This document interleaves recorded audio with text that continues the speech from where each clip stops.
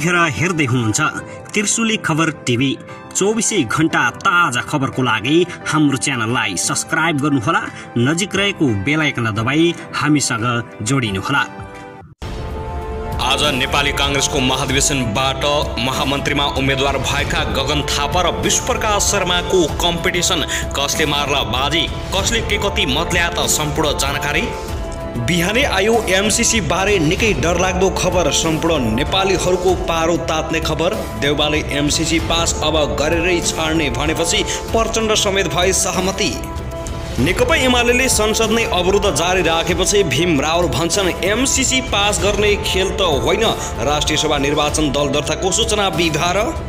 केपी ओलीले लोकतान्त्रिक व्यवस्था विघटन गर्ने प्रयास गरिरहेको मन्त्री रामकुमारी झाँक्रीको गम्भीर आरोप। मध्यरातसम्म नेतृत्व दोहोरिए पार्टी प्रजा परिषद हुन्छ भन्नेलाई रातभरमा केले बदल्यो गगन कुमार थापा। एमाले अध्यक्ष केपी शर्मा ओलीको पुष्पकमल दाहाल प्रचण्डलाई गम्भीर आरोप। शेयर लगानीकर्ताले चन्दा नदिएपछि प्रचण्डले शेयर बजार ध्वस्त हुने गरी बोलेका हुन्। नेपाली कांग्रेसको महाधिवेशनबाट मतदान भएका आज महामन्त्रीको मतगणना हुने, कसले मार्ला त बाजी, कांग्रेस उपसभापतिमा खड्का र गुरुङको विजय र पार्टी रूपान्तरण सुरु भयो। व्यथिति कायम रगे, अब चुप लागेर बस्दैनौ शेखर कोइराला। ओली बेसन र अधिवेशनको फरक कांग्रेस महाधिवेशनमा देखिएको गगन थापाको भनाई। माओवादी केन्द्रको प्रदेश 1 अधिवेशन पदाधिकारी टुङ्गो लगाउन कार्यदल गठन। अब हेर्नुहोस् पुरा समाचार।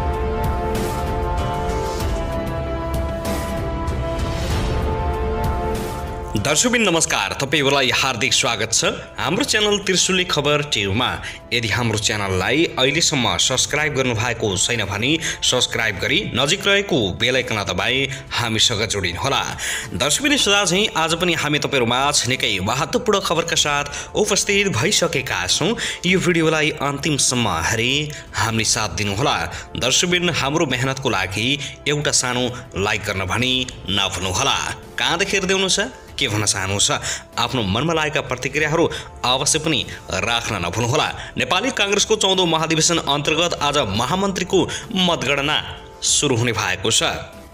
निकै नै चर्चामा रहेका दुई अनुहार विश्वप्रकाश शर्मा र गगन थापाको टक्कर हुने देखिएको छ। तपाई कसको विजेता देख्न चाहनुहुन्छ, गगन थापा या त विश्वप्रकाश शर्मा? आफ्नो मनमा लागेका प्रतिक्रियाहरू कमेन्ट गर्नुहोला।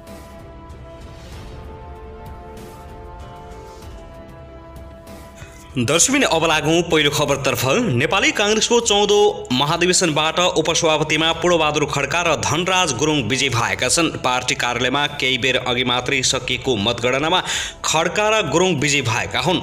उपसभापतिका लागि 7 जनाको उम्मेदवारी परेको थियो। सभापतिमा निर्वाचित भएका शेरबहादुर देउबाको समूहबाट पूर्णबहादुर खड्का र विजय कुमार गछेदार उपसभापतिका लागि दावेदार रहेका थिए। त्यस्तै सभापतिमा पराजित शेखर कोइरालाको समूहबाट चन्द्र भण्डारी र धनराज गुरुङको उम्मेदवारी परेको थियो। त्यस्तै प्रकाशमान सिंहको समूहबाट उपसभापतिमा सुजता कोइराला, विमलेन्द्र निधिको समूहबाट दिव्या शाह र प्यानल विनय महेश आचार्यले उपसभापति पदका लागि उम्मेदवार दिएका थिए। 2 जना केन्द्रीय उपसभापति पदका लागि भएको निर्वाचनबाट खड्का र गुरुङ विजयी भएका छन्। देउबा प्यानलबाट उम्मेदवारी दिएका खड्का देउबाका विश्वासिला पात्र मानिन्छन्। उनी 13औं महाधिवेशनपछि पार्टीको महामन्त्रीको जिम्मेवारी सम्हाल्दै आएका थिए।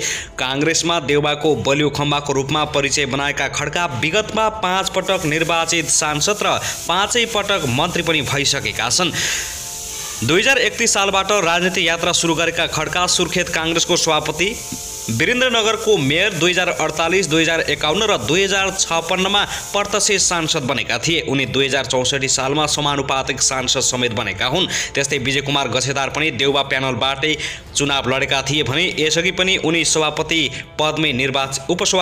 पदमै निर्वाचित भएका थिए। ललिता निवास जग्गा प्रकरणमा नाम मुछिएसँगै गछेदारको राजनीतिक जीवनमा भने धब्बा लागेको छ। उनलाई बालुवाटारको 113 रोपनी जग्गालाई व्यक्तिको नाममा बनाएर भ्रष्टाचार गरेको आरोप समेत लागेको छ।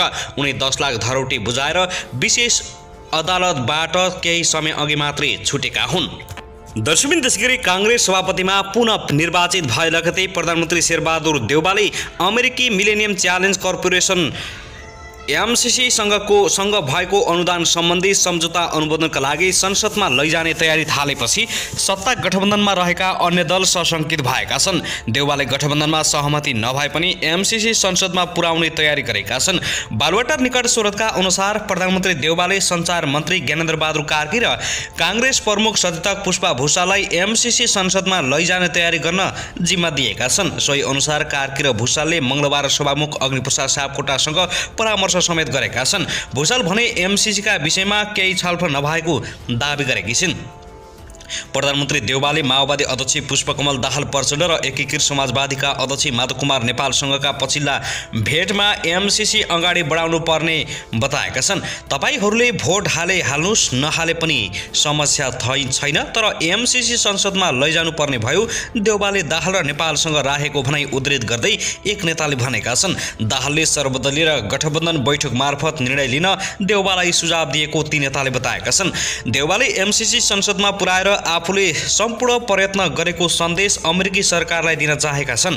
पास र फेल जेसुकै होस्, तर प्रधानमन्त्रीले यसलाई सदनमा पुर्याउन चाहनु भएको छ। उहाँ आफ्नो प्रयत्नको सन्देश अमेरिकी सरकारलाई दिन चाहनुहुन्छ। देउवा निकट एक मन्त्रीले भने सत्ता गठबन्धनमा रहेका काङ्ग्रेस बाहेक दल एमसीसी अनुमोदनको पक्षमा छैनन्।